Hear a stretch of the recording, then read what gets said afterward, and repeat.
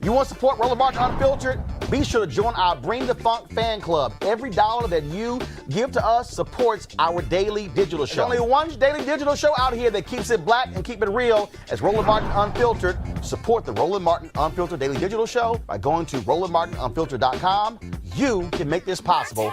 Speaking of racism, the New York Police Department has fired Deputy Inspector James Coble after an investigation revealed he posted hundreds of racist and sexist statements on an online message board. Between June 2019 and September 2020, Coble posted more than 500 messages on an online message board used by current and former cops to vent about politics, police matters, and the media. Some of Coble's messages included comments referring to Bronx District Attorney Darcel Clark as a gap-toothed wild beast, Assembly Speaker Carl Heastie as a savage, and former President Barack Obama as a Muslim savage. On January 11th, Coble filed for retirement. However, the department fired him before 30 days had passed, the time needed to process his retirement. Coble will still get his pension, but he may lose his 19 months of accrued vacation time, which is worth more than $280,000. I say snatch it all. Good, good. This is ridiculous. I mean, there is no context where what he said could have been taken any other way. I mean, this is the most demeaning and purposefully hateful things that you could possibly say. And wait, hold on, Misha, it gets better. He was the anti-harassment cop for NYPD. Yeah. How are these people getting chosen? Easy. The litmus test. The anti-harassment cop. That's the environment. They believe in harassment. They don't care. And see, look, it's just like Michael the other day when the cops in Georgia who got busted because they had the body cam running and their racism was being recorded. That's the piece though. And people say it's unfair for you to call cops racist. See, what's happening is that a lot of people's everyday actions and everyday vernacular and sayings are being exposed and they're being held accountable. But when you hold white supremacists accountable, then they say you're picking on them. Now, you just talked about fragility, okay, and these white supremacists. Now, Dr. Frances Cress Welsing, who wrote the ISIS papers, and you know that was a brilliant sister. I knew Dr. Welsing. She talked about European white supremacy and racism. But you have people like one of my teachers, Professor Kabahaya Kamene, who calls it white fragility because they're really fragile. They're not superior, they're fragile. So you hit on something what you said because you when you listen to them, they can't take out criticism like they dish out. if you look at Marjorie Taylor Greene yesterday, you know, she wasn't crying, but she was crying. She was shedding these virtual white tears. But then today, she was defiant, saying being on the committee was a waste of time. Well, why was your ass on the committee then? Right. Why were you fighting for it? Why were you fighting for it? And why was your ass on 3 committees in the first place? You know, so if you sit back and just analyze this, do a systems analysis, as Dr. Leonard Jeffries would say, do a systems analysis, you would see how really fragile and weak many of these people are. And insecure. A really basic level. Look, when you on social media, it's public record. It's public record. I don't understand. People don't understand. Right. But see, worse. Public record. This fool was using a pseudonym called Clouseau, and he was putting personal details on his post that actually they were able to come back and it matched his. Okay. Oh, you always go. So I greatly appreciate. Let me say it right now. I want to thank all of you bigots. I want to thank you racists. I want to thank you for revealing who you are. I want to thank you for being so public. And I keep saying, y'all, every time one of them lose their job, I want somebody black to replace them. Yeah. Every time. That's what I desire. Yep. What I desire. Every single night. We've got some of the top black experts. You're not going to see them on cable news or broadcast news because you swear black people aren't experts when it comes to this health crisis. That's why we have this show and why we do what we do every day on Roland Martin Unfiltered. Joining us right now is retired General Russell Honore, the nation's first black Surgeon General, Dr. Joycelyn Elders. John Hope Bryant, he's the founder of Operation Hope. Senator Kamala Harris of California, Dr. Cedrina Calder, retired General Lloyd Austin, Congresswoman Karen Bass, Commissioner Omari Hardick, Bureau President in Brooklyn, Eric Adams, Dr. Joseph Graves, America's Wealth Coach, Deborah Owens, Dr. Corey Hebert, Fatal Saul, Howard University student, Pastor Jamal Bryant, Dr. Christy McDowell, Benja Ajilore, senior economist at the Center for American Progress, Gilda Daniels, again, author of the book, The Crisis of Voter Suppression in America. 4 stars, General Kip Ward, Dr. Oliver Brooks is president of the National Medical Association, president of the American Medical Association, Dr. Patrice Harris, Joby Benjamin, Dr. Alexia Gaffney, infectious disease specialist, Dr. Georges Benjamin, executive director of the American Public Health Association, Malcolm Nance, family medicine physician, Dr. Jen Caudle, Dr. Tashaka Cunningham, a molecular biologist, Kat Stafford. She's a national race and ethnicity reporter for the Associated Press. Dr. Wayne A.I. Frederick, who is the president of Howard University, Congresswoman Yvette Clarke from the state of New York, William Spriggs, AFL-CIO economist, Andrea James, executive director of the National Council for Incarcerated and Formerly Incarcerated Women and Girls. All right, let's go to Capitol Hill. Congressman Gregory Meeks, Congresswoman Eddie Bernice Johnson of Texas, Congresswoman Barbara Lee, Minnesota Senator Amy Klobuchar, mental health clinician Jamie Singletary, Prince George's County State's Attorney Aisha Bradeboy, as well as Dylan Hayrie, ACLU Justice Division strategist. Dr. Cindy Duke, she is a virologist. Principal Steve Perry of Capitol Prep. Health and wellness specialist Dr. Yolandra Hancock. Desmond Meade, president of the Florida Rights Restoration Coalition. Cliff Albright, who is the co-founder of Black Voters Matter. Michael Harriet with The Root. Mina McWhorter, founder of Love by the Hand. Dr. Julianne Malveaux, economist, president, Emerita Bennett College. Coroner Michael Fowler is a mayor of Atlanta. Keisha Lance Bottoms, mental health therapist Suzette Clark. Justin Gibney, attorney and political strategist, and Bishop Vincent Matthews Jr. Dr. Suzette McKinney, CEO and executive director of the Illinois Medical District. Dr. Leon McDougall, president-elect of the National Medical Association. Jana Bailey, mayor of Moss Point, Mississippi. Mario King. We're going to keep driving this thing to make sure our people are fully aware, safe, protected from coronavirus. You getting the top medical experts, the top business experts, top political experts, top religious experts, because that's why we do what we do. Unapologetically and unfiltered. Ain't nobody else in the black media space doing what we do. Watch Roland Martin Unfiltered daily at 6 p.m. Eastern on YouTube, Facebook, or Periscope, or go to RolandMartinUnfiltered.com. Support the Roland Martin Unfiltered Daily Digital Show by going to RolandMartinUnfiltered.com. Our goal is to get 20,000 of our fans contributing $50 each for the whole year. You can make this possible. RolandMartinUnfiltered.com. You want to support Roland Martin Unfiltered? Be sure to join our Bring the Funk fan club. Every dollar that you give to us supports our daily digital show. There's only one daily digital show out here that keeps it black and keep it real. As Roland Martin Unfiltered. Support the Roland Martin Unfiltered Daily Digital Show by going to RolandMartinUnfiltered.com. You can make this possible. 37-year-old Janet Irvin is now facing charges in the Quawan Bobby Charles case. The 15-year-old boy was found dead in a sugarcane field last November after investigators say Charles was last seen with Irvin and her 17-year-old son. According to the Iberia Parish Sheriff's Office, Irvin is facing charges of contributing to the delinquency of a minor and failed to report a missing child. On October 30th, Irvin and her son picked up Charles outside of his father's home in Baldwin, Louisiana. Charles's parents said at the time they didn't know Irvin or her son and never consented to Charles leaving with them. Now, these charges come months after the family has been demanding Irvin be charged with Charles's disappearance. The Charles family says they believe law enforcement dragged their feet because Charles is black. Lawyers for the family issued a statement on Tuesday saying, quote, "We will continue to fight, we will continue to advocate for Quawan's family, and we will work tirelessly in our pursuit of justice, transparency, and accountability." This is a very, very troublesome case, Monique. Yes. Y'all show it again. I am going to. So let me. I gotta pull it up, but let me warn our audience. I'm going to show you the photo. But I'm warning folks, so I'm giving you about a 60 to 90 second head start. So I will literally show it in 2 minutes. But if you need to turn away, please do so. This young boy leaves. Y'all roll the footage, please. This is what he looks like. You'll see in here what he looks like. But then I'm going to show you what it looked like when his body was found.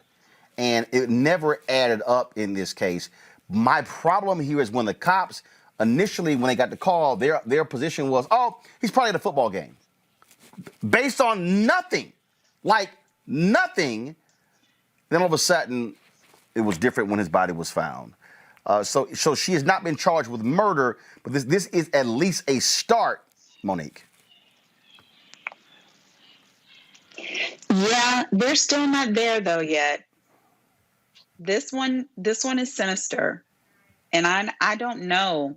I always, my gut told me the family knew more than they were saying, but law enforcement to me is complicit in this. And I just have had a feeling from the very beginning that a small circle of people knew exactly what happened and that some of them were in power and were not saying.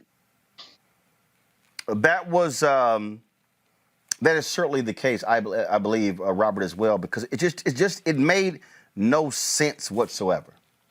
And it reminds me a lot of the Kendrick Johnson case here in Georgia, where the community is demanding justice, they're demanding outside prosecution, they're demanding investigation, and we have this good old boy system of police officers and prosecutors, which makes it very difficult to find justice, particularly in small towns in America, without the ability to bring national attention to the case. As I often do, I like to substitute our young black victim in this case for our fictional young white woman named Lily White, who's the same age, wearing a Girl Scout uniform or cheerleading uniform, depending on the situation. What would the national response be if that was Lily White who was missing? Would the police just say she's probably at a football game and put no more thought into it? Would there be no more national press attention on it? No, we know exactly what would have happened. Nancy Grace would have been down there. Anderson Cooper would be there. They would have helicopters, 24-hour coverage until they found out what happened. We have to do the same. This is why black media is so important. It's why black organizations are so important, because the only way to shine that bright light on subjects is to have people who care about it.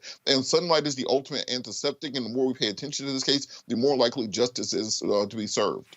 And again, when we talk about Mustafa, what is so strange about this, and again, so folks, this is the warning, so please turn away if you like. On the left is Bobby Charles. On the right is how he was discovered. Teeth missing, knocked out. I'm sorry, folks. That is shades of Emmett Till. Something clearly nefarious happened here, and this boy and his family have not gotten justice, Mustafa. Yeah, first thing I thought of when I saw it was Emmett Till.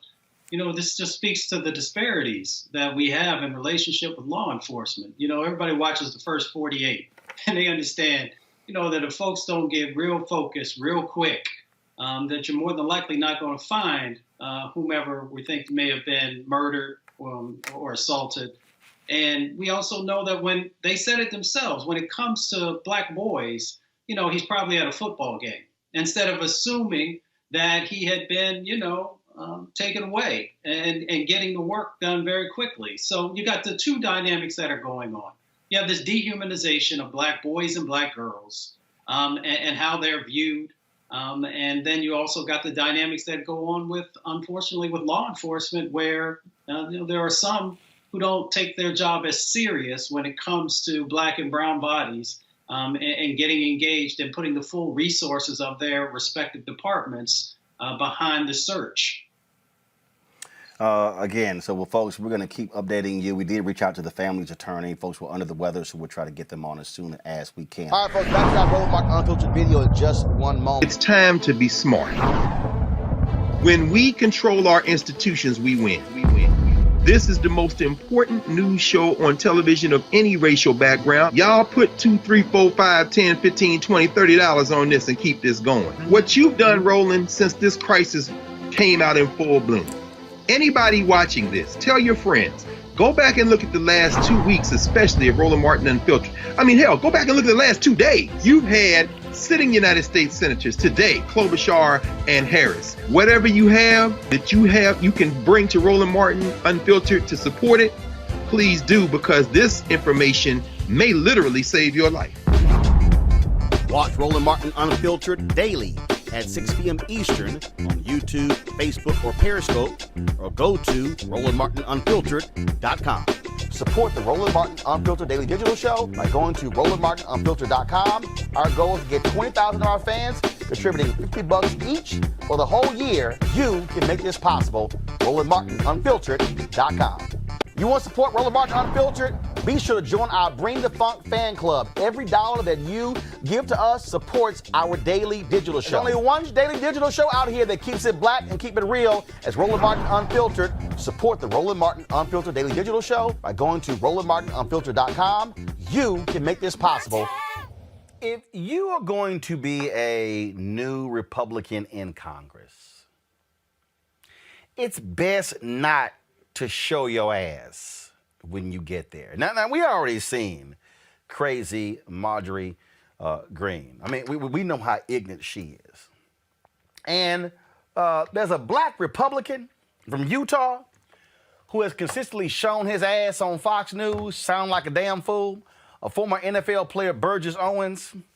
Well, Burgess decided on his first day as a member of the House Judiciary Committee to school Democrats on the issue of patriotism for not supporting an amendment Republicans pushed requiring the Pledge of Allegiance at all meetings.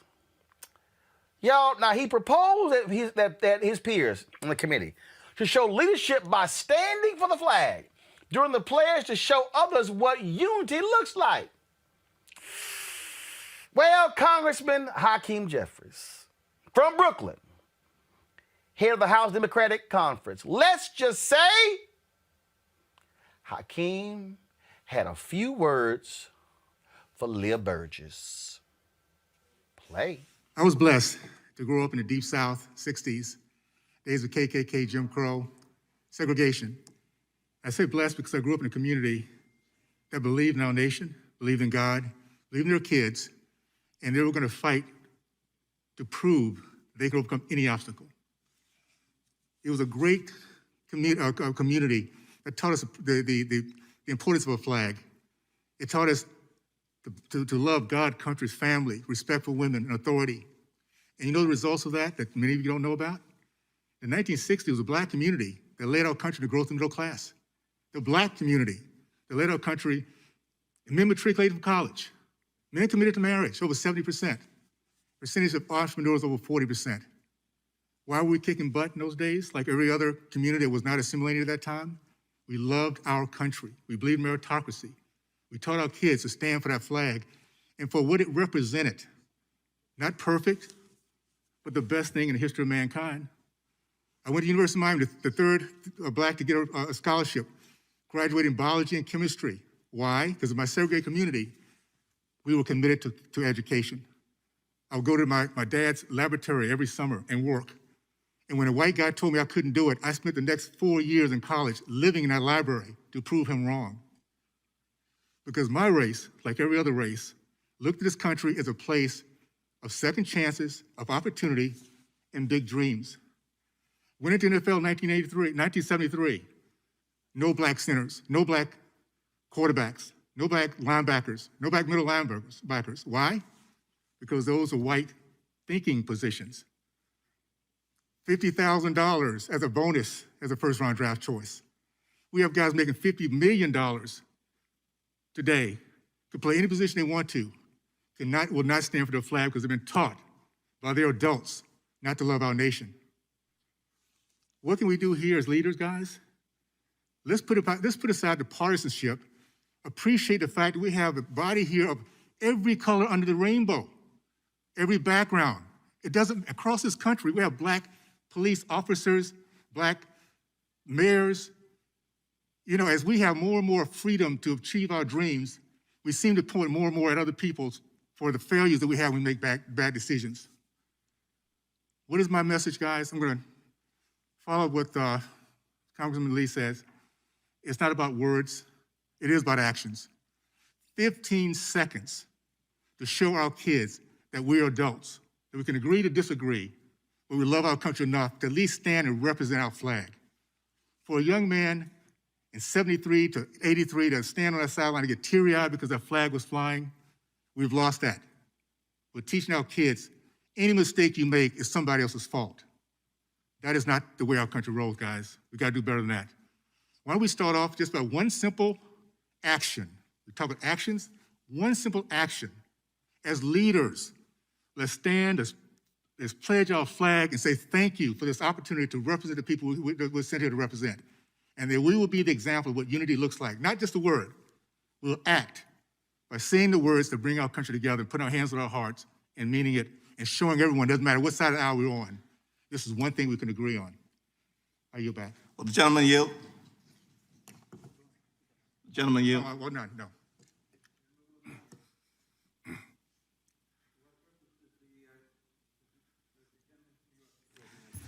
Oh, I thank the distinguished chair for this opportunity. I move to strike the last word.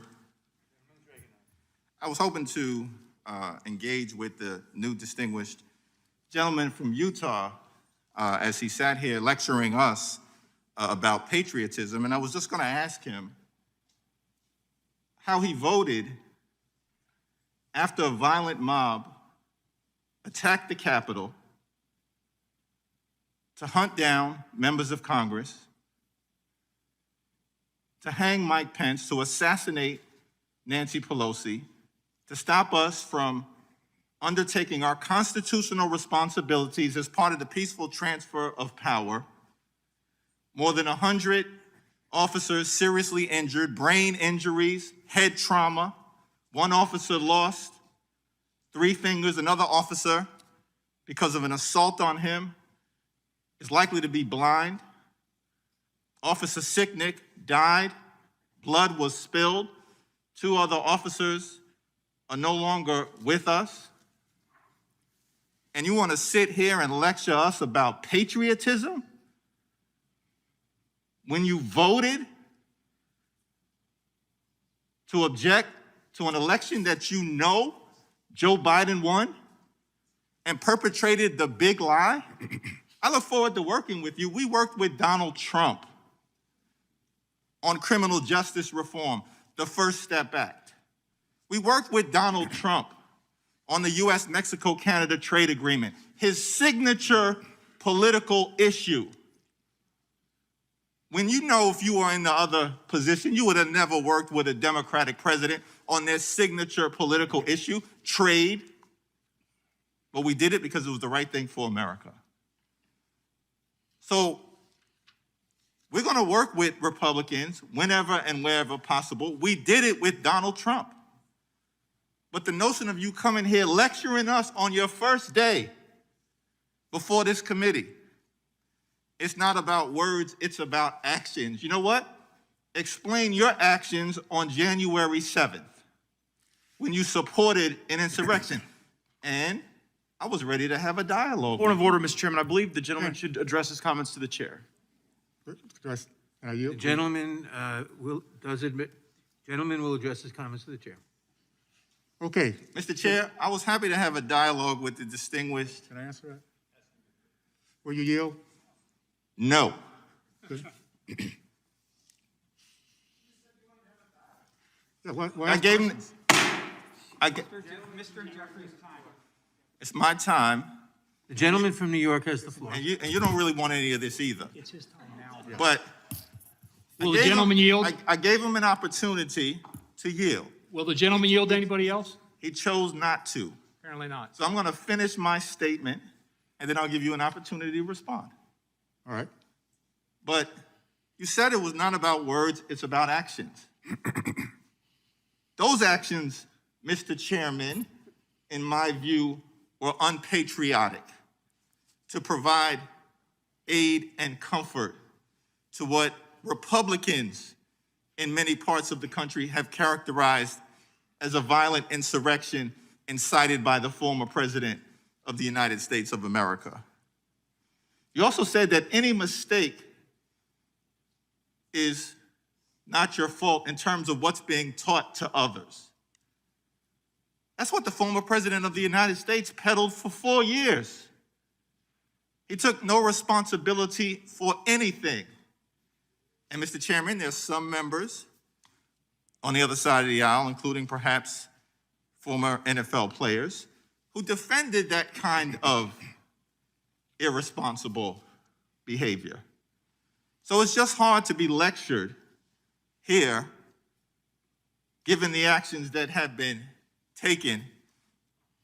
And I would just hope that we're going to proceed with some measure of truth, decency, and intellectual integrity as we make our arguments, even though we know we're going to fiercely disagree, as has been in the case in the past. I'm happy to yield.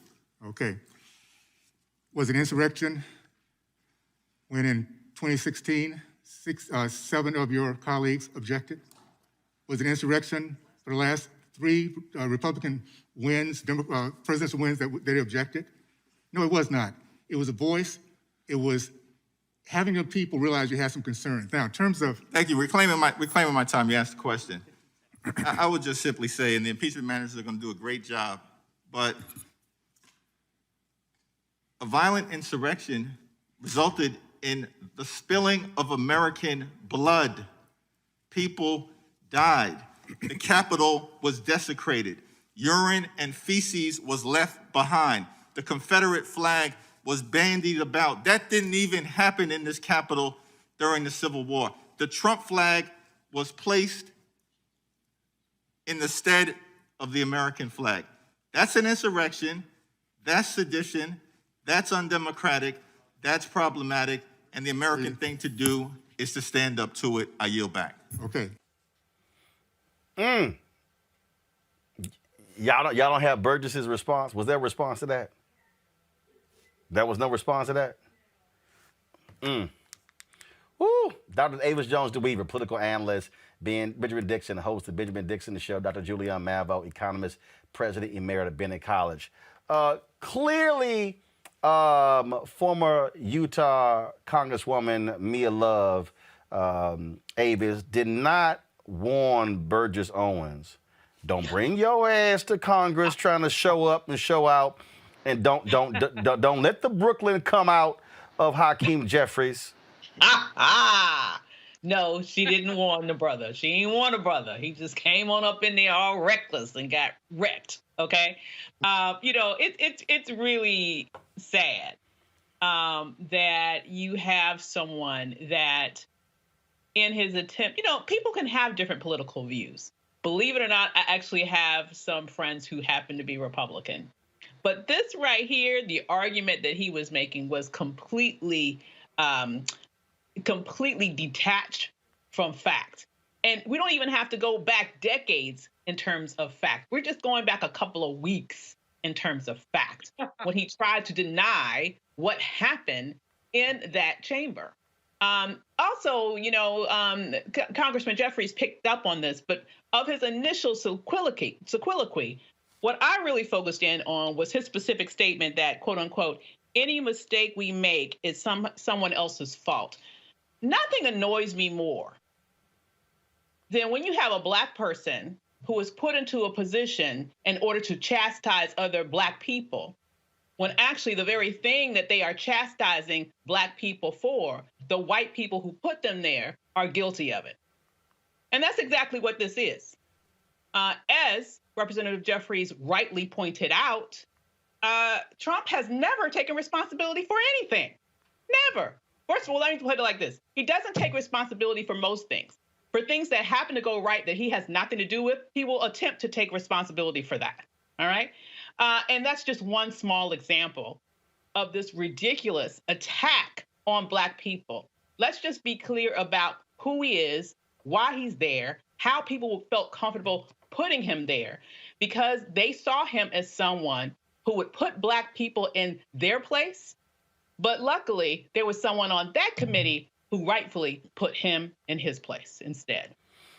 Ben, the thing that I just really cracked me up, that Burgess wasn't even smart enough to realize how dumb he is. and then he goes, well, when Democrats objected, and Hakeem basically was like, but we ain't tear shit up. We didn't sit here and tell folks to come in and piss all over the Capitol. We didn't tell them to beat and kill cops. We didn't tell them to take the eyes out. Cops losing their eyes, fingers losing their fingers. And I'm sitting there going, and your ignorant ass can't figure that out? But see, this is what happens when you get some ignorant. And let me tell you something. I know a lot of Black conservatives, and this is probably their reaction. Look at this motherfucker. Damn.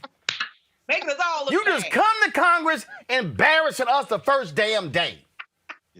Roland, this is what happens. Hold on. Ben, go ahead.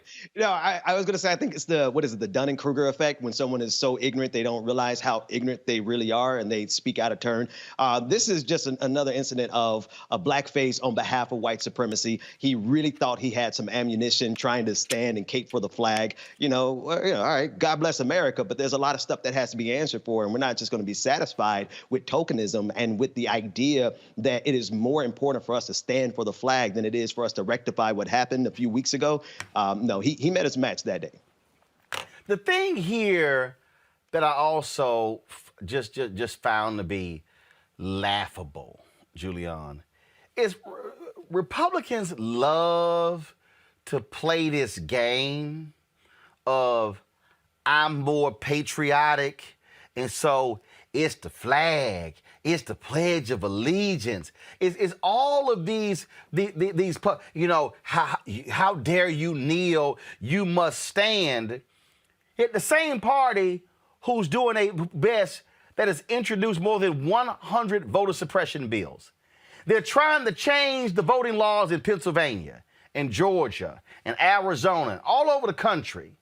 And it's like, oh, so is that patriotic? See, I love this fake patriotism that they want to hold folks to. And then Burgess, the white guy said this to me, and I spent every day in the library proving him wrong. I'm not wasting my time on no racist ass white people.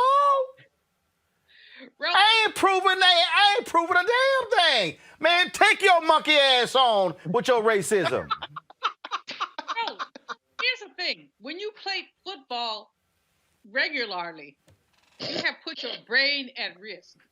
There is a lot of data that suggests that when you play football regularly, you put your brain at risk. This boy has clearly put his brain at risk. And we saw that. Hakeem Jeffries was not even time enough for him. He was overtime.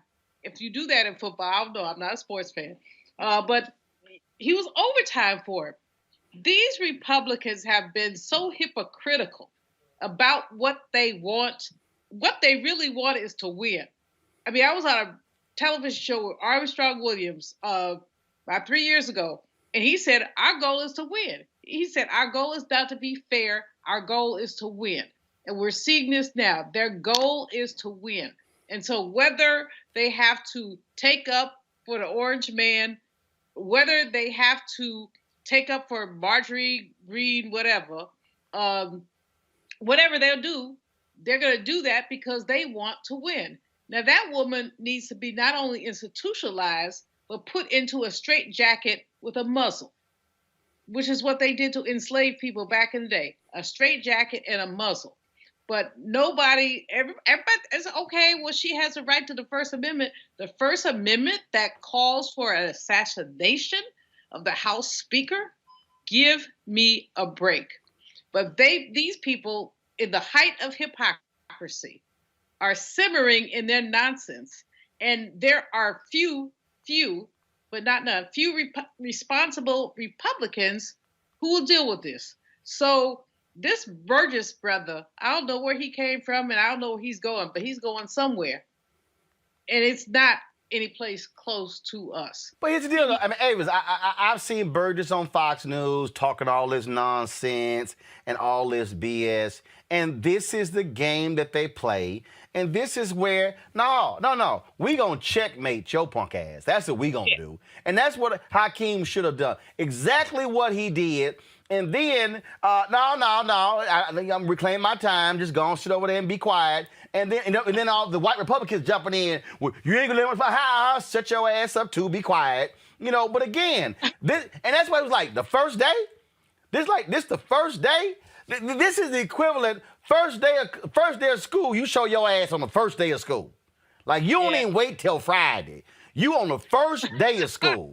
On the first day. And the whole that's the equivalent of the whole class look at you like you showing your ass on the first day. Like you ain't even gonna wait. That's why, this clip went viral, a 2-minute clip. I said, I got to see the whole exchange. I need everybody to hear what this fool said and the full response of Hakeem Jeffries because he laid him out. And all I know is there's a dead body somewhere in the halls of Congress and it got Burgess Owens stamped on his forehead after he just got laid out by Hakeem. Is he related to Candace? I don't know. I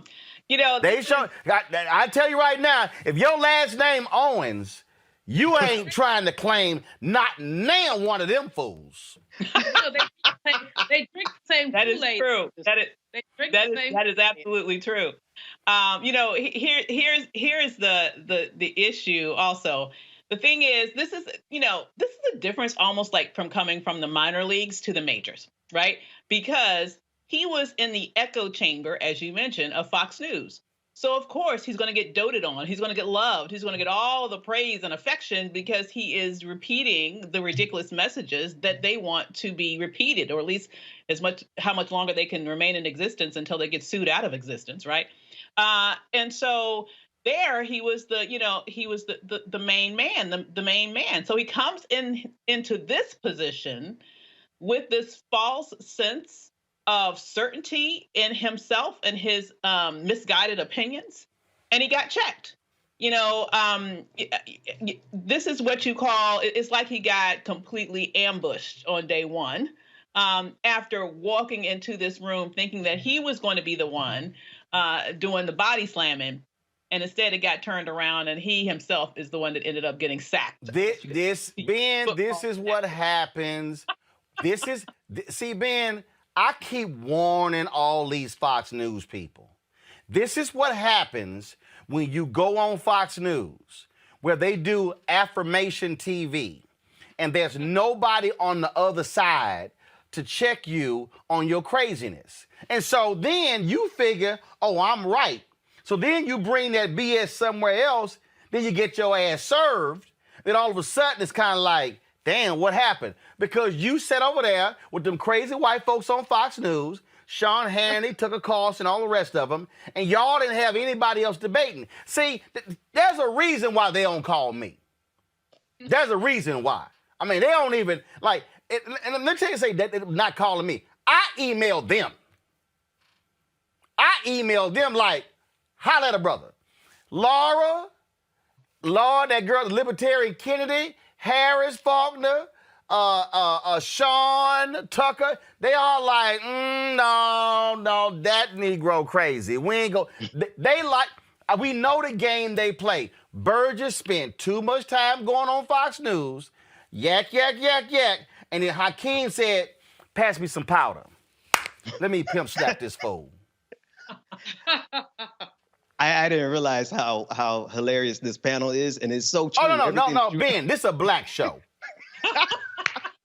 This is a black show. See, you ain't gonna get, hey, ain't no MSNBC, CNN, you ain't gonna get no references to baby powder and pimp slapping and monkey ass. You ain't gonna get that. This is a black show. For my white viewers who love watching the show, they appreciate learning about blackness when they watch this show. Because I'm wearing today's the 95th anniversary of my black high school, Jack Yates in Houston. This is a black show.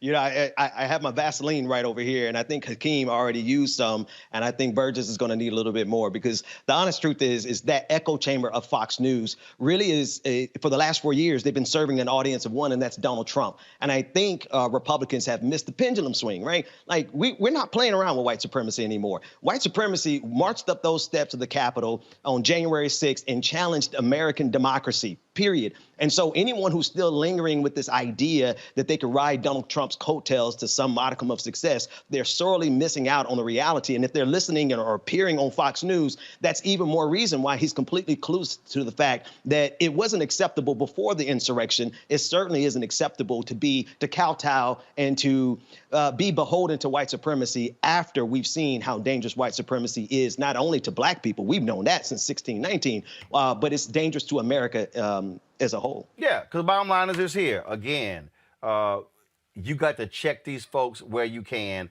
and that's what we all about. Every single night, we've got some of the top black experts. You're not going to see them on cable news or broadcast news because you swear black people aren't experts when it comes to this health crisis. That's why we have this show and why we do what we do every day on Roland Martin Unfiltered. Joining us right now is retired General Russell Honore, the nation's first black Surgeon General, Dr. Joycelyn Elders. John Hope Bryant, he is the founder of Operation Hope. Senator Kamala Harris of California, Dr. Cedrina Calder, retired General Lloyd Austin, Congresswoman Karen Bass, Commissioner Omari Hardick, Bureau President in Brooklyn, Eric Adams, Dr. Joseph Graves, America's Wealth Coach, Deborah Owens, Dr. Corey Hebert, Patel Salt, Howard University student, Pastor Jamal Bryant, Dr.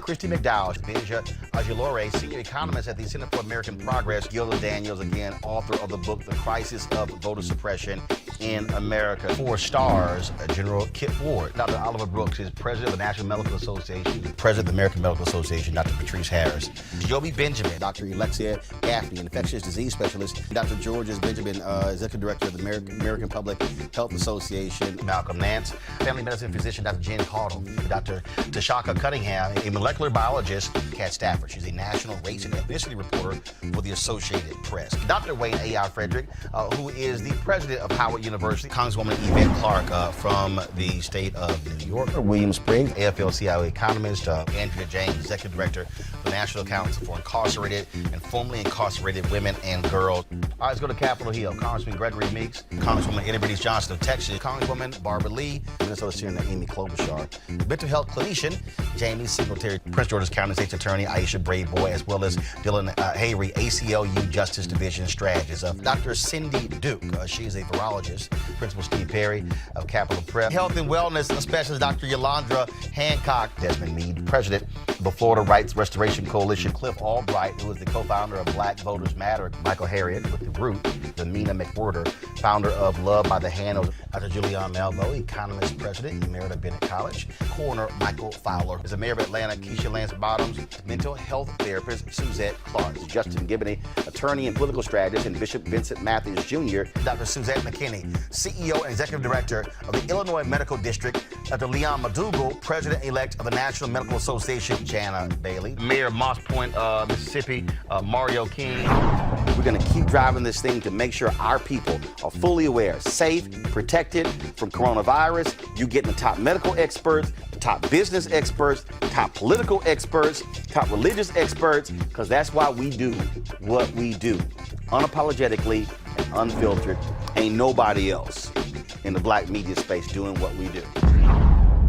Watch Roland Martin Unfiltered daily at 6 p.m. Eastern on YouTube, Facebook, or Periscope, or go to RolandMartinUnfiltered.com. Support the Roland Martin Unfiltered Daily Digital Show by going to RolandMartinUnfiltered.com. Our goal is to get 20,000 of our fans contributing $50 each for the whole year. You can make this possible. RolandMartinUnfiltered.com. You want to Rachael support Roland Martin Unfiltered? Be sure to join our show, Bring The the Funk Doctors. fan club. Come out Every dollar publicly. that you Talk about give her to us experience on the supports syndicated our daytime daily talk digital show. show. Only She one said they daily were digital show hostile, out here that keeps it and black made and keep it Ellen's real. show look It's like Roland a Martin walk in the Unfiltered. park. She said that Support the the whole Roland culture Martin is Unfiltered toxic. Daily Digital The Show executive by producer going to constantly yells at people. She even RolandMartinUnfiltered.com. cussed me out You once. can make There this was also possible. always something about my hair. They were constantly making comments and harassing me about my hair. Now, according to reports, multiple people have complained to the show's executive producer, often shot down pictures involving African Americans and berated producers who wanted to book non-white experts. Not only this, folks, the overarching issues of the toxic workplace at CBS. Now, the EP says, I am devastated by these unfounded and shocking allegations. I stand by my character and know the truth that I have been a champion for diverse talent and inclusive stories throughout my entire career. While it is impossible to prove that I did not do something, I can absolutely say these hurtful lies are not true. Rachael Ross says her contract was not renewed and that she was iced out after she met with CBS about the alleged toxic environment. She joins us right now. Doc, how you doing? Hey, good. How about yourself, Roland? I'm doing good. What has it been like for you since you publicly talked about your experience at the doctors? This, of course, comes in the wake of the reports we're dealing with WCBS and their owned and operated stations, and we at NABJ called for the firing of Peter Dunn and David Friend. That's on the CBS O&O. But we've gotten phone calls from people saying that this is across all CBS. It's CBS Radio, it's CBS News, it's CBS Syndication, it's CBS NewsPath, it's CBS O&Os. It is entire corporate culture. What has it been like for you since you talked about this publicly?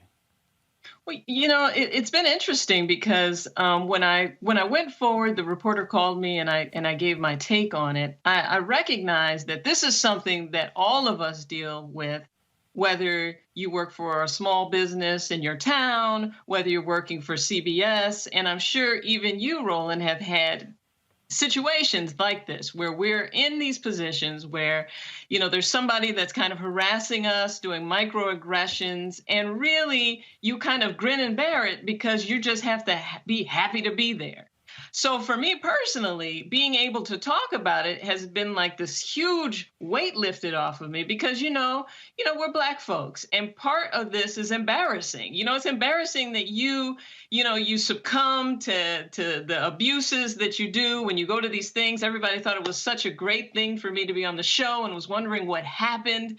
So it was really kind of like this massive weight of bricks coming off of me to actually share some of the experiences, and the article just really touched on the surface of it. I mean, when we say it's toxic, I mean, it was beyond toxic. And, you know, Dr. Ian is there now, and God bless him, because I can't imagine that things are any better for him either.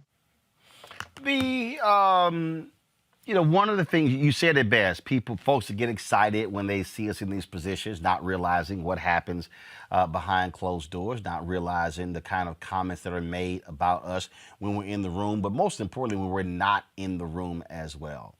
And one of the things that we have said to George Cheeks, who is the brother who's over now all of CBS, you've got to examine your entire culture. And if it's here, and here, and then you hear it's here, then you hear it's here. This is not isolated.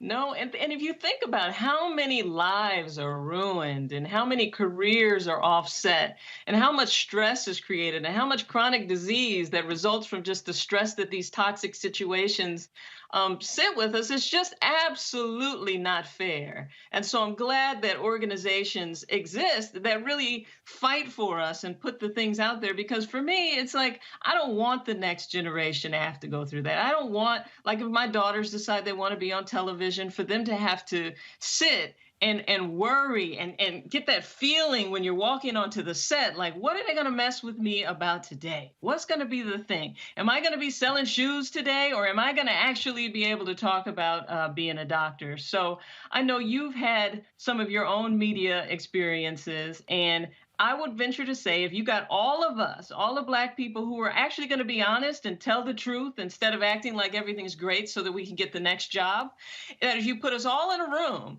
that each and every one of us could go through and highlight at least 10 things that have happened that have been ridiculously racist and that we've sat through and acted like it didn't even happen. So I love to have the opportunity to share on a platform like yourself. I'm very selective about who I'm doing any interviews with because, you know, in this environment, you never know which direction they're coming from for you. So I appreciate the opportunity. The thing that also is sort of it sort of pisses me off. This person, Dominique Johnson, puts on YouTube, get your own show, stop trying to be up these white folks' ass. First of all, Dominique, do you work at a Black-owned company? Where you work? See, I love the people who always are quick to say, get your own, which is also why I ask, see, here's a perfect example. See, this is why sometimes you should be real careful when you say something. So this person, Dominique Johnson, says, get your own show. So then I asked Dominic, well, are you a supporter of the Roland Martin Unfiltered Fan Club? He goes, no. Well, Dominic, you part of the damn problem. See, it's real easy to say, get your own show, but if folk like you don't fund us, well, who the hell you think gonna fund us? See, you just don't get your own show for the hell of it. Like, this stuff costs money, equipment, monitors, lights, cameras, connectivity, you name it. And so the reality is, I'm not going to use that argument, always get your own. No, I want us to be treated fairly, whether you have a show at the doctor's, whether I'm independent over here or elsewhere. But part of the problem is, it's a whole bunch of us who talk shit, who then don't turn around and don't support us. That's right. That's right. No, absolutely. And I think Dominique has to kind of go back and reevaluate that because it's absolutely true. I mean, sure, we can go get a show, but shouldn't we be able to sit on a show with other people, with white people, and be treated just like they are? You know, like, why should the Black doctor be singled out to be treated one way and everybody else treated a different way? That is not fair. That's not how things should be. My ancestors built the country. I mean, so why do I need to feel marginalized in certain situations? It's not fair. And that's why I spoke up. I had the opportunity to go off the record or on the record. And I recognized that there was a lot of weight if you go on the record. If you say, yeah, I'm Dr. Rachael Ross, and this was my experience, that's a big deal. And it was easy for me, because I recognize that by doing that, perhaps we're putting a little pressure on people like CBS to stop the madness and to just treat people with the respect that they should be treated with, and fairly, because I did complain. I mean, I complained when I was in the position. I was like, well, look, I've never been treated like this. I don't even know what to do there. I went to a HBCU for medical school. I practiced medicine in Gary, Indiana. I am in my own little isolated bubble, and then I get here and I'm treated like a second-class citizen. Something about this isn't right. So if I go to CBS and tell them all of the things that I'm experiencing, as well as some of the producers who their stories are 10 times worse than mine are undergoing, and they do nothing about it, that is a problem. So I'm glad that we're holding them to the fire. They've put an African-American over CBS now, to try to iron some of these kinks out. But I think that they have a problem that runs way deeper than any of us can ever know or realize. Well, what is happening and what's running deeply is whiteness. It's whiteness. See, again, earlier today, Annie Apple, her son Eli Apple plays in the NFL, and she was remarking about she said, these sports journalists sure doing a whole lot protecting whiteness. And I said, Annie, that's because most of the sports editors and the radio talk show host, I said, and the columnist, I said, there's more racism in the press box than it is on the field. Oh. I mean, that's just the reality. The media industry is largely run by white men. It is. That's right. And, That's right. and I'm talking about, and not just white men in the executive suite. I'm talking about white men on the network level, on the O&O level, the syndication level, when it comes to agents, when it comes to the business managers, when it comes to the... See, we can go down the whole line. And so, I mean, every time Hollywood holler liberal Hollywood, I'm like, no, don't holler liberal Hollywood, because there's a whole bunch of racist liberals in Hollywood because they also shut black people out. And so we got to call it what it is and not dance around it, because folk think if you write a check to the UNCF, NAACP, you good. Not if you keeping black people from being able to be empowered themselves and being able to grow and thrive. No, that's awesome. That's right. Now, I'm going to leave you with this funny story. So I had just started on the doctors, and I was under the impression that, hey, you know, I'm relatable. I'm on here. I can handle sex topics. I can handle the health topics. So I am in. This is great. And so as a pep talk before I went out, the executive producer goes, and he's like, you get out there and you be like, I represent the African Americans. Just be it. Be sassy. You represent the African Americans.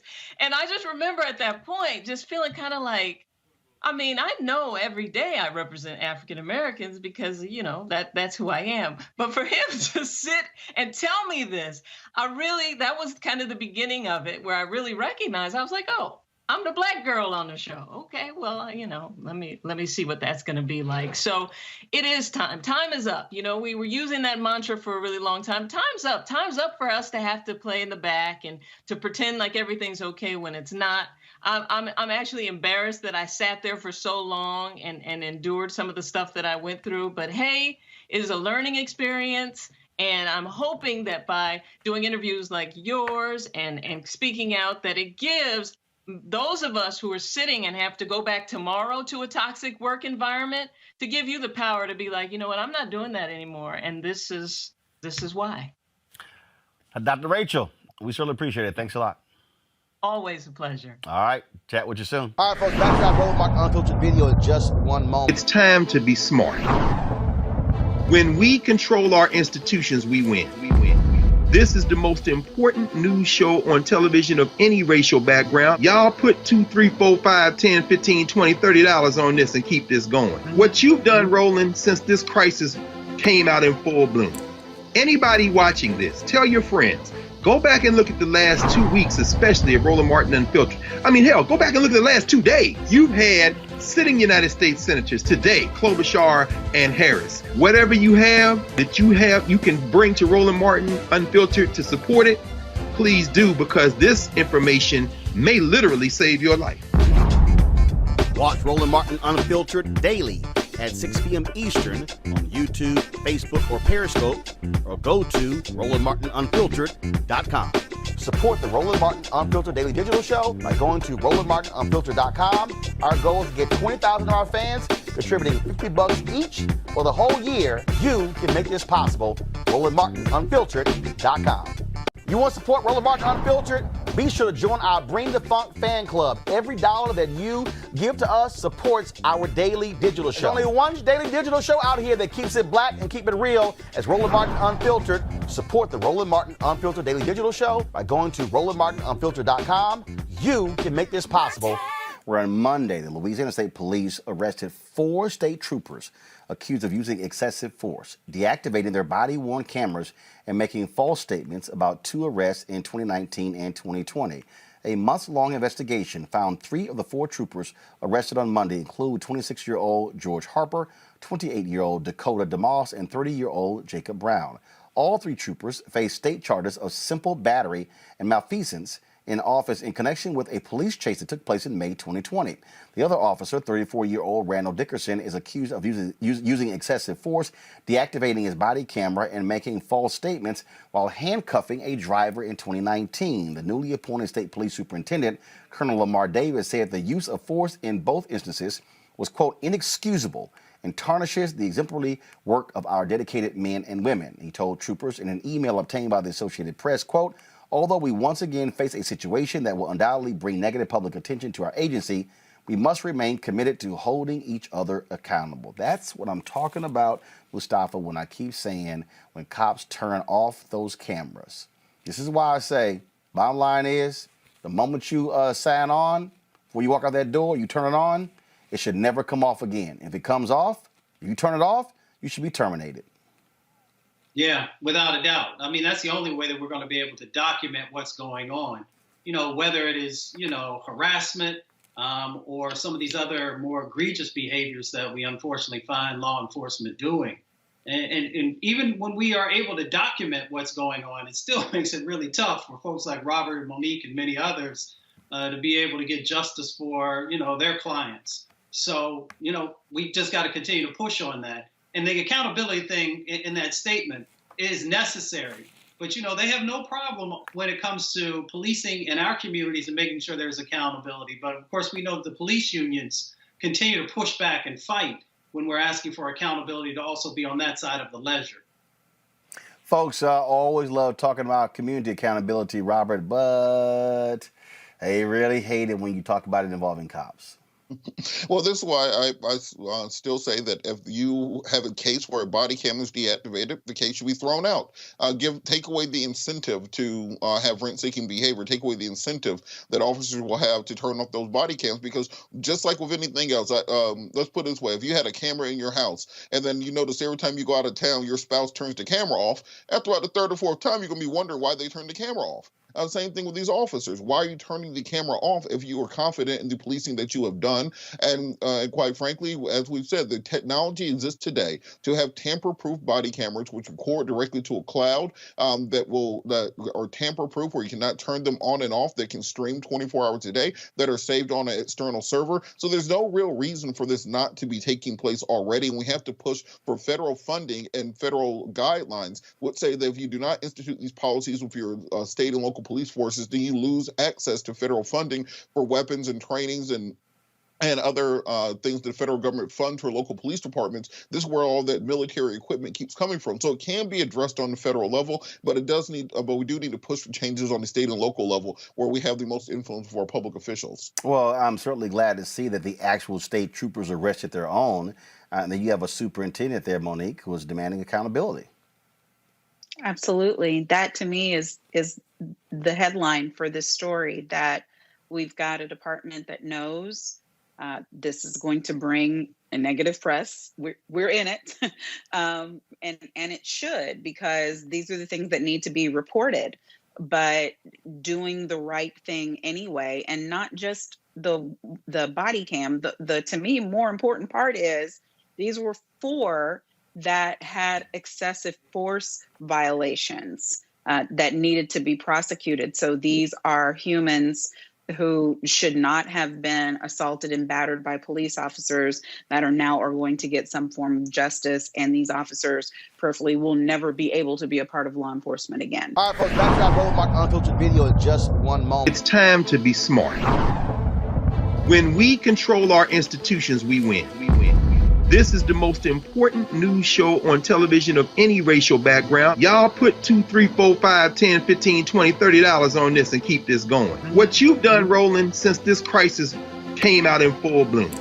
Anybody watching this, tell your friends. Go back and look at the last 2 weeks, especially of Roland Martin Unfiltered. I mean, hell, go back and look at the last 2 days. You've had sitting United States senators today, Klobuchar and Harris. Whatever you have that you can bring to Roland Martin Unfiltered to support it, please do, because this information may literally save your life. Watch Roland Martin Unfiltered daily at 6 p.m. Eastern on YouTube, Facebook, or Periscope, or go to RolandMartinUnfiltered.com.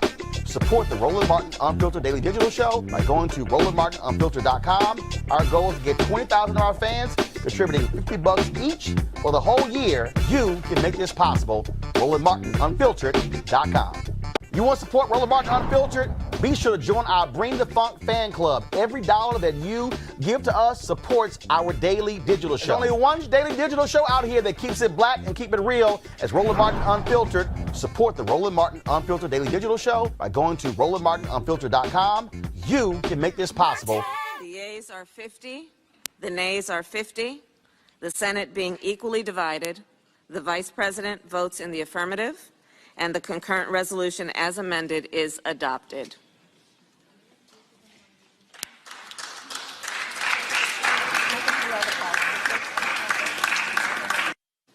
With that, the COVID relief bill moves forward. Vice President Kamala Harris broke that tie early this morning after Republicans offered nearly 800 amendments trying to slow this process down. This particular bill, of course, would grant the relief necessary to a variety of Americans.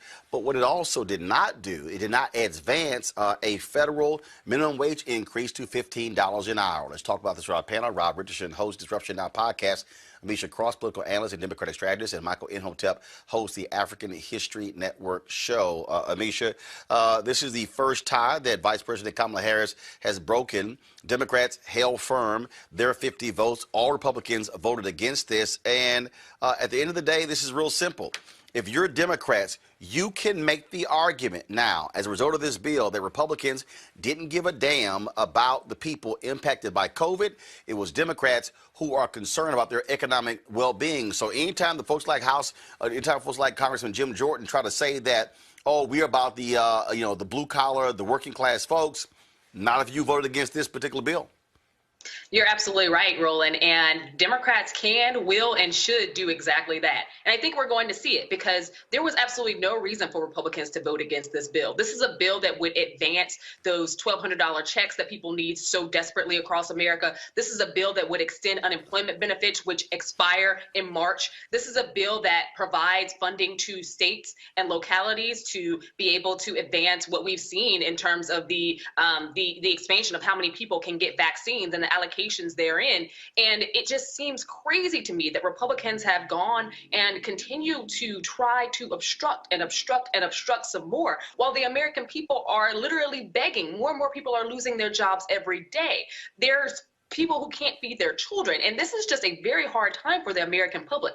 But I will say this, in terms of Vice President Kamala Harris, this is the best first vote that she could have cast, because this tie-breaking vote here makes a huge difference, because for her, she will always be able to go back and say she fought for the American people, and she fought for the American people when Republicans would not. And I think that that's something that she can hang her hat on. And to your point, once more, at the end of the day, Democrats from now throughout the midterms and beyond are going to continue telling Americans exactly what they did. They fought for you when the Republicans wouldn't. And Republicans are going to have to come up with an answer to why they could not and why they would not. Republicans want to cut the size of this COVID bill. This is President Joe Biden speaking to reporters before he left to go home to Wilmington, Delaware.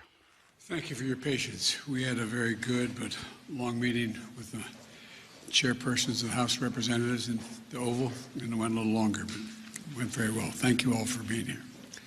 I'm accompanied by the Vice President and the Secretary of Treasury, Janet Yellen, and I want to talk today about our plan. And the January job numbers came out today. And while we're grateful for everyone who found work and is earning a paycheck, it's very clear our economy is still in trouble. We added just 6,000 private sector jobs in the country last month. Overall, we added 49,000 jobs. And this at a time when we have more than 10 million people out of work. 4 million people have been out of work for 6 months or longer. And 2.5 million women have been driven from the workforce. 15 million Americans are behind in the rental payments. 24 million adults and 12 million children literally don't have enough food to eat. These aren't Democrats or Republicans, they're Americans. And they're suffering. They're suffering not because of anything they did. Through no fault of their own, they're suffering. Once-in-a-century virus has decimated our economy, and it's still wreaking havoc on our economy today. And so much of it is still about the virus. We're still in the teeth of this pandemic. In fact, January was the single deadliest month of the whole pandemic. We lost nearly 100,000 lives. I know some in Congress think we've already done enough to deal with the crisis in the country. Others think that things are getting better and we can afford to sit back and either do little or do nothing at all. That's not what I see. I see enormous pain in this country. A lot of folks out of work, a lot of folks going hungry, staring at the ceiling tonight wondering, what am I going to do tomorrow? A lot of folks trying to figure out how to keep their jobs and take care of their children. A lot of folks reaching the breaking point. Suicides are up, mental health needs are increasing, violence against women and children is increasing. A lot of folks are losing hope. And I believe the American people are looking right now to their government for help, to do our job, to not let them down. So I'm going to act, and I'm going to act fast. I'd like to be doing it with the support of Republicans.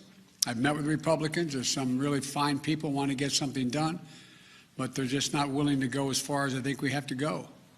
I've told both Republicans and Democrats that's my preference, to work together. But if I have to choose between getting help right now to Americans who are hurting so badly and getting bogged down in a lengthy negotiation, or compromising on a bill that's up to the crisis, that's an easy choice. I'm going to help the American people who are hurting now. That's why I'm so grateful to the House and the Senate for moving so fast on the American Rescue Plan. Here's what's in that plan. First, it puts $160 billion into our national COVID-19 strategy, which includes more money for manufacturing, distribution, and setting up of vaccine sites, everything that's needed to get the vaccines into people's arms. There's simply nothing more important than us getting the resources we need to vaccinate the people in this country as soon, as quickly as possible. So job number one of the American Rescue Plan is vaccines. Vaccines. The second, the American Rescue Plan is going to keep the commitment of $2,000, $600 has already gone out, $1,400 checks to people who need it. This is money directly in people's pockets. They need it. We need to target that money, so folks making $300,000 don't get any windfall. But if you're a family that's a two-wage earner, each of the parents, one making 30 grand, one making 40 or 50, maybe that's a little more than, well, yeah, they need the money, and they're going to get it. And here's what I won't do. I'm not cutting the size of the checks. They're going to be $1,400, period. That's what the American people were promised. Very quickly, here's the rest of my plan. It has money for food and nutrition. First of all, you lays it all out here, Rob. Here's the thing that's important here. Again, Republicans want to make the point that, oh, Trump was populist, he cared about the people. If Democrats consistently say, just like there, right there, was saying, no, we're not going to provide stimulus checks to folks making $300,000. I guarantee you that's going to poll well. That has to be, if Democrats are smart, that has to be their position consistently when it comes to who's not going to get tax breaks, who's not going to get help. That's what you do. And so they can completely destroy any argument Republicans make by saying, oh, Democrats, they're destroying the economy. And here's the piece. Larry Summers, he wrote some article saying, oh, that Biden's plan could be too big. It's real simple. $1.9 billion COVID relief plan, repeal the Trump tax cuts, that's $1.1 billion. Yo, it's paid for. Yeah, I mean, call it a day. Look, it's nice to hear a president talk in a normal way where it's not a bunch of drama. So I just want to say that. And I acknowledge the fact that he said, yes, he'd like there to be Republican support. We would all like that to happen. But it's not going to happen. It's never going to happen. They're not going to do it on any bill, so they should get used to this.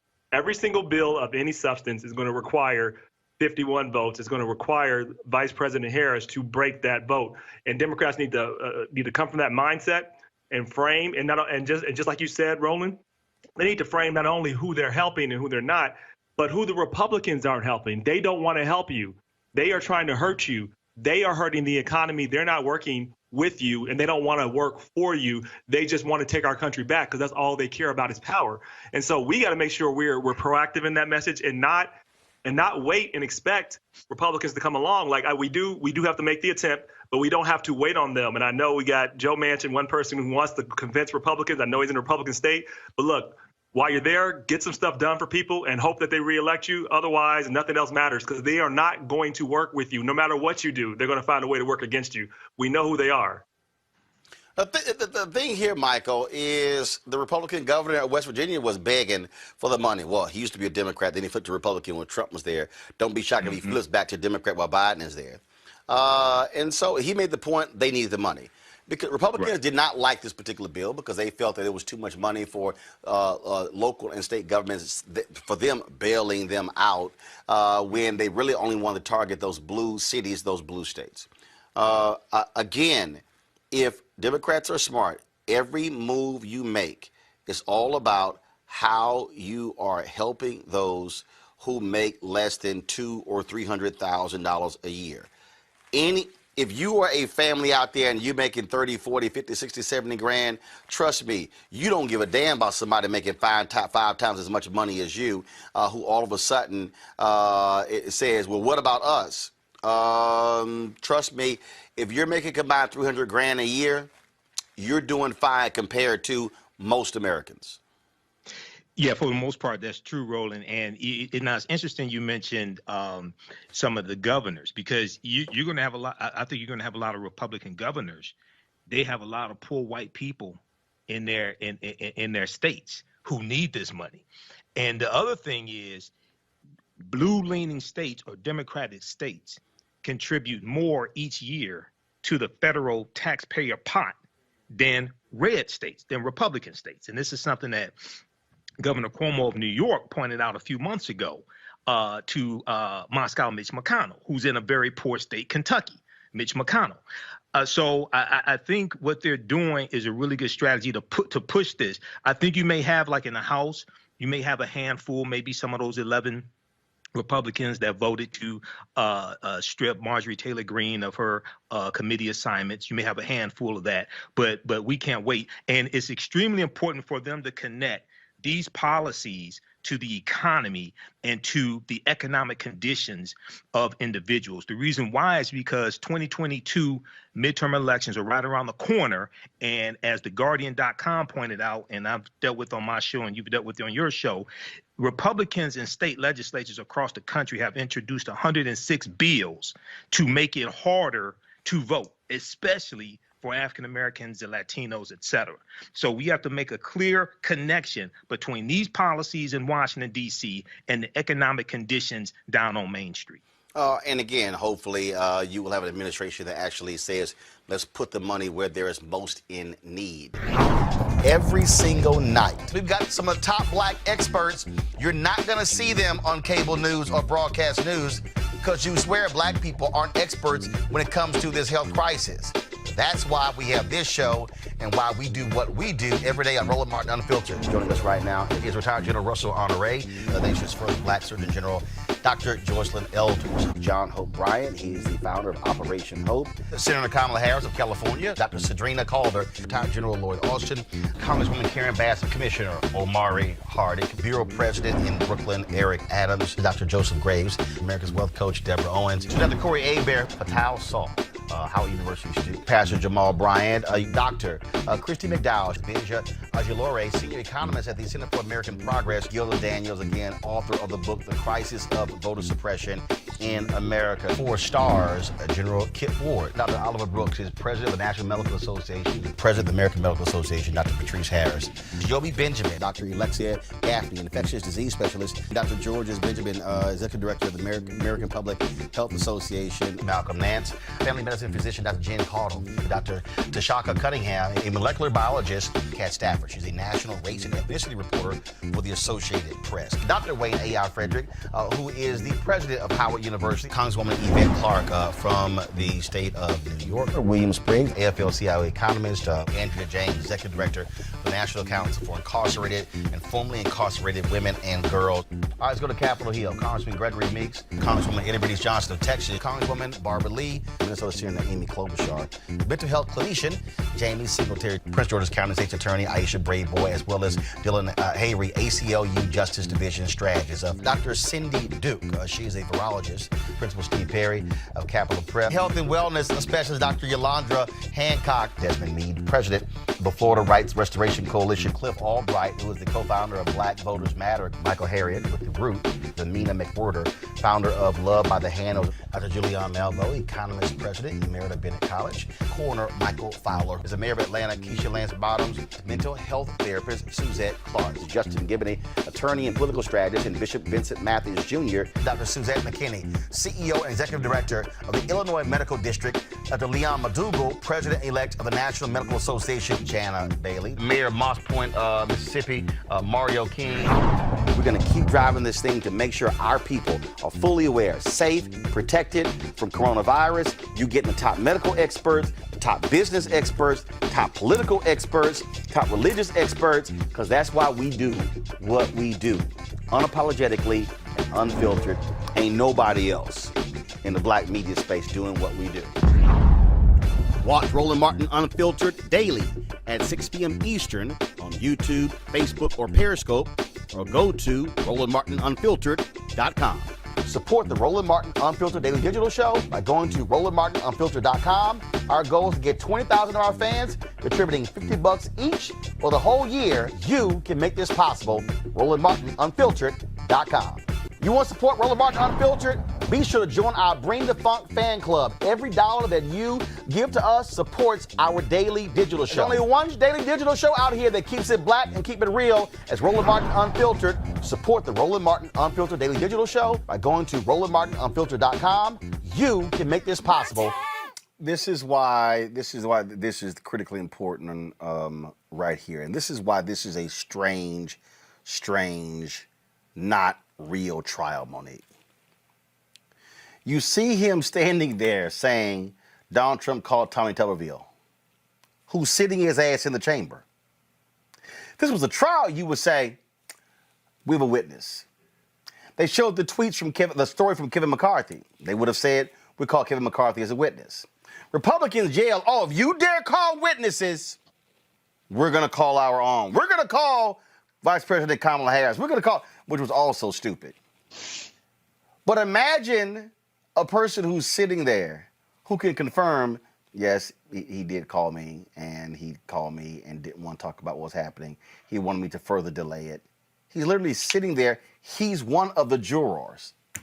So a witness is one of the jurors. Well, no. Every juror is a witness. Right. All the lawyers are witnesses. Right, but I'm saying, but specifically, the argument he's laying out, Trump calls Tuberville, and Tuberville is sitting right there. Of course, but the thing is, they're not pumped into not calling him. They know it's a waste of time because you put any of them on the stand, you get more information. And that's the assessment that a trial lawyer makes all the time. You may have a witness list that has 72 people on it. You may call 6 because you want witnesses where you know you're going to get the stuff you do want, especially if you're calling them. I can't do nothing about what those other folks call. I got a cross-examination waiting for him. I'll do the best I can. I'll object during direct. But when it's my witness, I'm responsible if I call a witness and they get up there and act a plumb fool. And you are guaranteed that as a House manager, if you call a GOP senator as a witness, you're going to get mouthfuls of things you don't want for every one little bite of what you do. So this is much more effective. And if it was a lie, they would object. They would file motions. No motions were filed after yesterday. None will be filed after tonight. That's the way that process works. So yes, normally lawyers wouldn't be almost having a fight breaking down because they're fact witnesses in their own cases, the way these House managers are. These are very special circumstances, but also, there are no rules of evidence. This isn't a legal court of law. That's why it's important that they can make their decisions based on what they hear, whether it follows the federal rules of evidence or not. It's not required. Whether it's a criminal violation or not, it's not required. They can vote. They can vote their conscience. And that's the other thing. that I want to say. All these constitutional arguments that the Republican senators are putting up, I just don't believe we should be here. I don't believe that this is constitutional to have an impeachment trial when a president is no longer in office. Boo. That ship sailed yesterday with a vote. Your obligation now is to be a trier of fact, to listen to the evidence and to decide based on the evidence. If former President Trump was wrongfully voted against and shouldn't be taken to trial, he has vehicles in order to object to that. Got it. He has a way of recourse. Robert, so they got to listen to these facts and vote. Robert, go ahead. Well, and particularly to Monique's point, let's realize that some of these Congress people and senators are victims in the case. Some of them are victims and witnesses. Some of them are accomplices who are there also, people like Ted Cruz and Joe Hawley.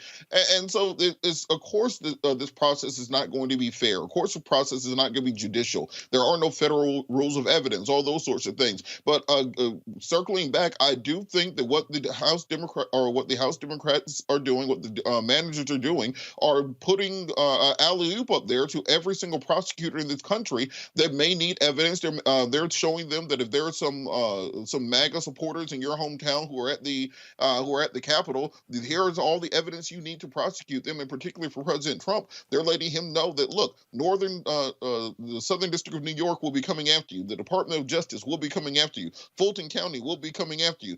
More than likely, there will be additional jurisdictions when we find out what other states Donald Trump made those sorts of phone calls will be coming after you. I think at this point it's a fait accompli that regardless of what the GOP vote is on this, all we're doing is putting on record how many United States senators would put the president above themselves, above the Constitution, above this country, above the rule of law. And so it's going to be very difficult for those people. If we aren't seeing 44 or 45 primary challengers and then general election challengers coming up in the next couple of years in these Senate elections, I'll be very surprised because these senators are now on record and they'll either be challenged from the far right, from the Trump wing of the party, or they'll get a Democratic challenger who will be so appalled by the way that they've conducted themselves that they'll have every reason to run against them.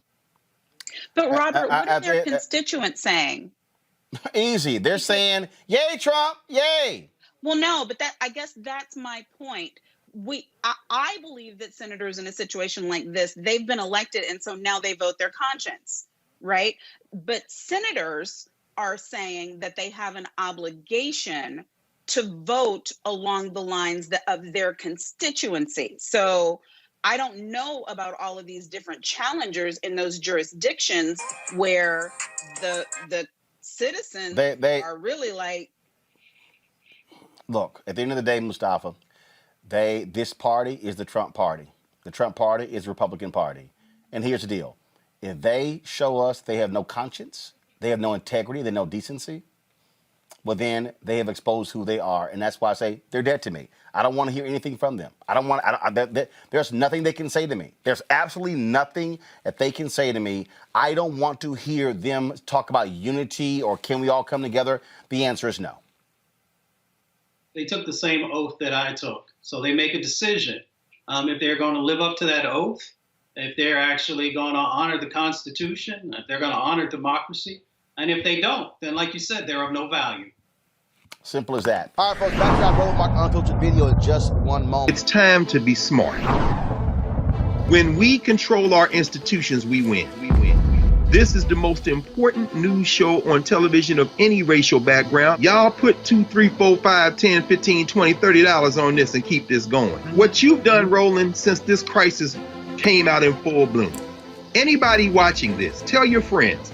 Go back and look at the last 2 weeks, especially of Roland Martin Unfiltered. I mean, hell, go back and look at the last 2 days. You've had sitting United States senators today, Klobuchar and Harris. Whatever you have that you can bring to Roland Martin Unfiltered to support it, please do, because this information may literally save your life.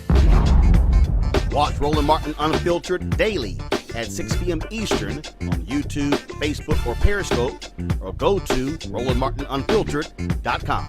Support the Roland Martin Unfiltered Daily Digital Show by going to RolandMartinUnfiltered.com. Our goal is to get 20,000 of our fans contributing $50 each for the whole year. You can make this possible. RolandMartinUnfiltered.com. You want to support Roland Martin Unfiltered? Be sure to join our Bring the Funk fan club. Every dollar that you give to us supports our daily digital show. There's only one daily digital show out here that keeps it black and keep it real. As Roland Martin Unfiltered. Support the Roland Martin Unfiltered daily digital show by going to RolandMartinUnfiltered.com. You can make this possible.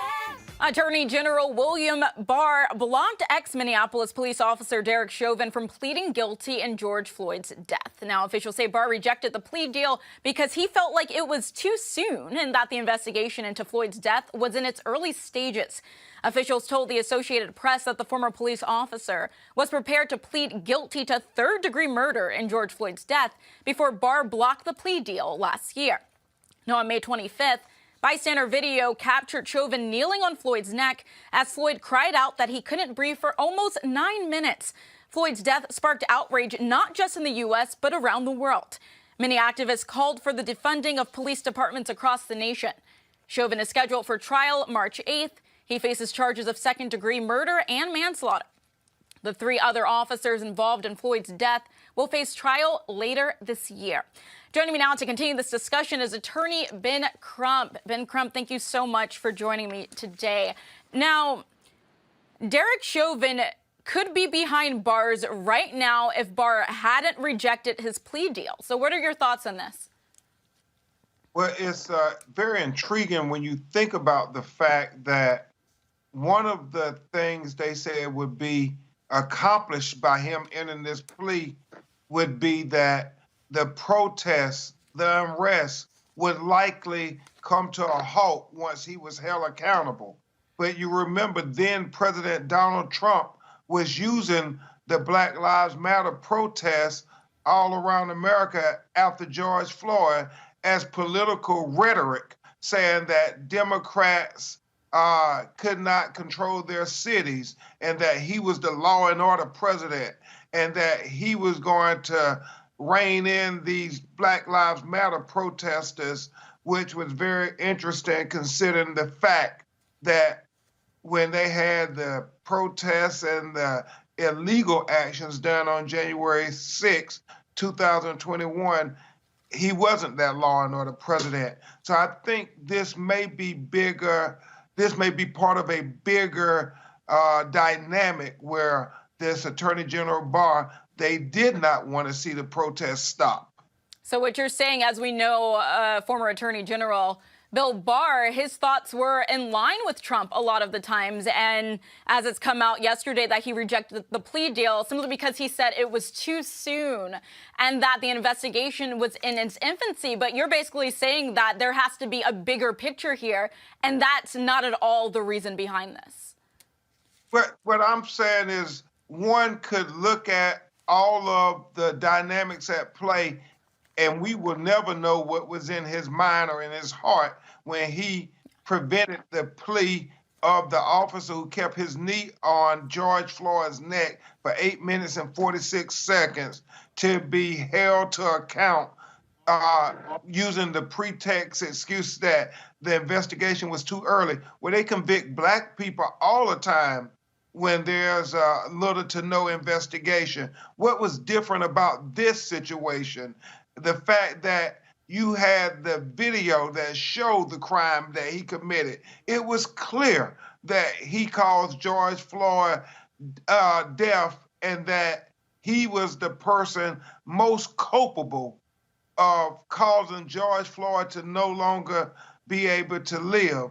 And the fact that he says it's too early to have him in a plea of guilty to murder is asinine.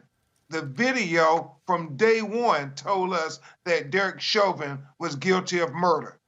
Ben, a lot of people are on the same page as you, and I know when I read this report yesterday, I was saying to myself, was the video not enough? It's clear in the video what Derek Chauvin was doing. It's clear that George Floyd was in distress and he was calling out for his mother as Chauvin had his knee on his neck for that 8 minutes and 46 seconds. So it's really strange that Barr said it was too soon. And like you said, if Derek Chauvin, maybe if he were a Black officer, the situation would have been different and he would have been charged and sentenced possibly for the murder of someone. Now, I was there during the George Floyd protests. I was in Minneapolis on the ground reporting in May and June. And so I spoke to a lot of activists who were saying to me that they don't believe justice will be served in this case. They believe, especially where Derek Chauvin will have a separate trial from the other 3 officers, that he's going to get off. Now, what are your thoughts on that? Well, I don't ever take it for granted when a white police officer unjustifiably kills an unarmed black person in America, that it is a foregone conclusion that he will be convicted. However, I do believe this evidence is overwhelming that Derek Chauvin will be convicted of killing George Floyd. With that said, we are never, ever surprised when they enter into the intellectual justification of discrimination to further engage in the legalized genocide of colored people. So we don't take it for granted. We all have to be focused in Minneapolis on March 8th until we hear the judge gavel come down, finding him guilty of murder, murder, murder. Ben, before I let you go, has the family said anything in reference to this new news? I'm sorry? Has the family said anything in reference to this new news about former Attorney General Barr? You know, the family has been focused on trying to prepare themselves for the trial, so I don't think they have dealt with these issues at all. You can imagine the emotions they're going to go through watching this trial, as all of us are going to go through. I'm certain that that video will be shown 100 times from every different angle. And to us, George Floyd is a hashtag. To them, that is their brother, their father. I mean, remember Philonise and Rodney slept in the bed with George when they were little boys.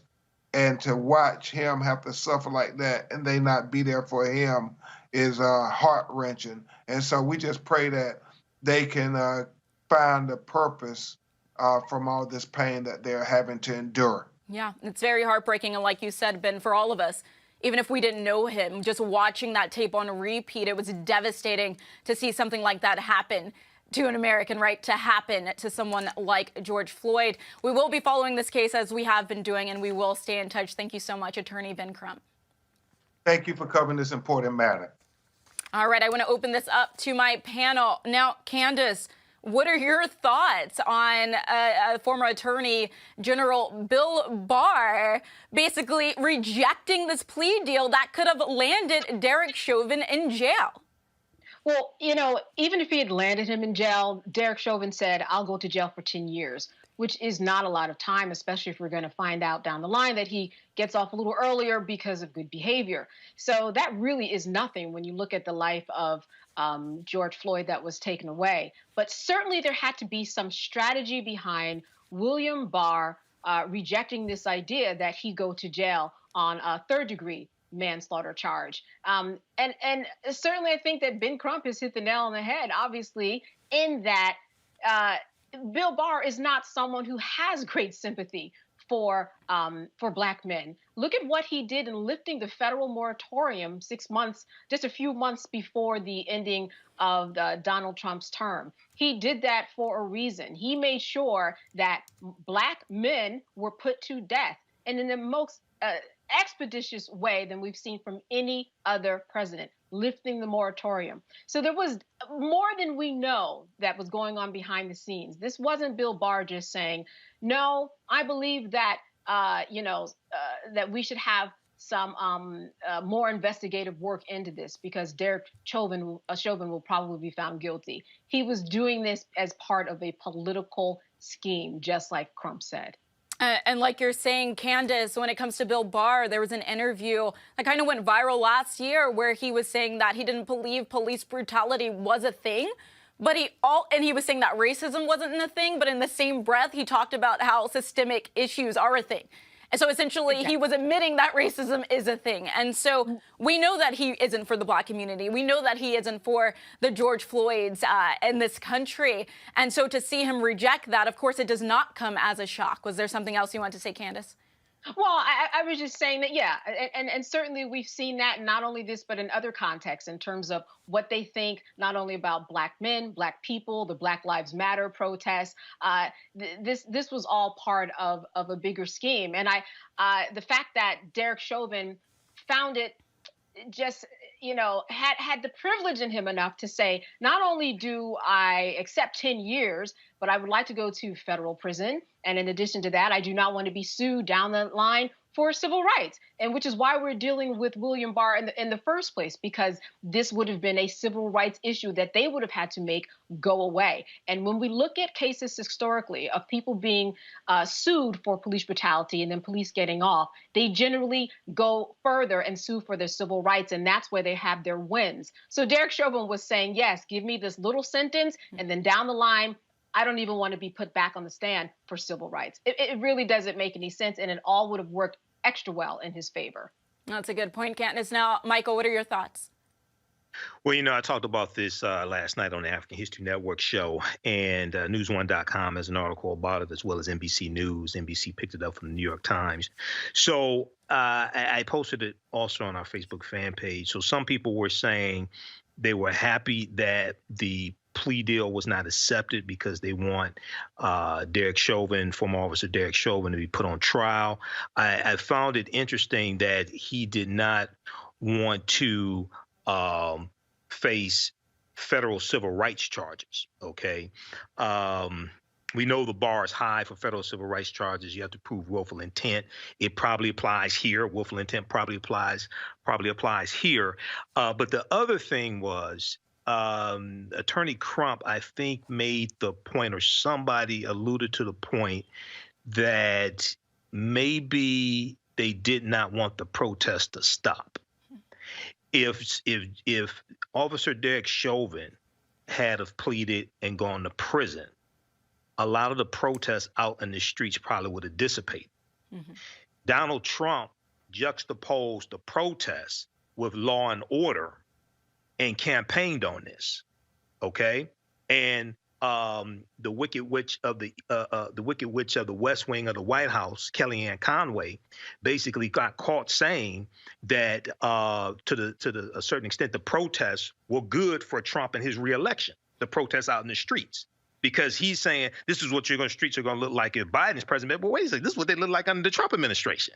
Okay, so it may have been a tool to say we want these protests to keep going on so we could campaign on this and try to stay in office. That was good. As you said, Michael, he was doing a lot of projecting, and that just goes back to inciting the Capitol insurrection, where during the debates he was saying, stand by, stand back. Basically, we have to take our country back. Right. Stand by and stand back to the Proud Boys. Yeah. Exactly. All right, Mustafa, we're going to end with you. What are your thoughts? Well, we can just deal with the facts. Trump was dealing with a failing economy. Trump was dealing with a pandemic. So, he wanted these types of things to continue to go forward, to take away from, some of the core issues that he was failing on and continued to fail on until the last day that he was in office. But we should also remember the value of this show. When A.G. Barr was being up for the confirmation process, we began to talk about folks really need to pay attention to him. He was a smooth operator, and people, didn't see through the veneer that he had put on and thought, well, maybe he'll take a moderate stance. Maybe he'll actually care about all communities and do the right thing. And we called out on this show, y'all pay attention, y'all get engaged. Make sure that you're reaching out to your elected officials to make sure they're asking the right questions. So when we don't do that, then we end up with these types of situations that have repercussions and ripples that continue to follow out through the 3 or 4 years that people are in these positions. So, it's such a shame that he would interject himself into this process where he would not have done it if it was a person of color. All right, folks, back to our Roland Martin Unfiltered video in just one moment. It's time to be smart. When we control our institutions, we win. This is the most important news show on television of any racial background. Y'all put $2, $3, $4, $5, $10, $15, $20, $30 on this and keep this going. What you've done, Roland, since this crisis came out in full bloom. Anybody watching this, tell your friends, Go back and look at the last 2 weeks, especially of Roland Martin Unfiltered. I mean, hell, go back and look at the last 2 days. You've had sitting United States senators today, Klobuchar and Harris. Whatever you can bring to Roland Martin Unfiltered to support it, please do, because this information may literally save your life. Watch Roland Martin Unfiltered daily at 6 p.m. Eastern on YouTube, Facebook, or Periscope, or go to RolandMartinUnfiltered.com. Support the Roland Martin Unfiltered Daily Digital Show by going to RolandMartinUnfiltered.com. Our goal is to get 20,000 of our fans contributing $50 each for the whole year. You can make this possible. RolandMartinUnfiltered.com.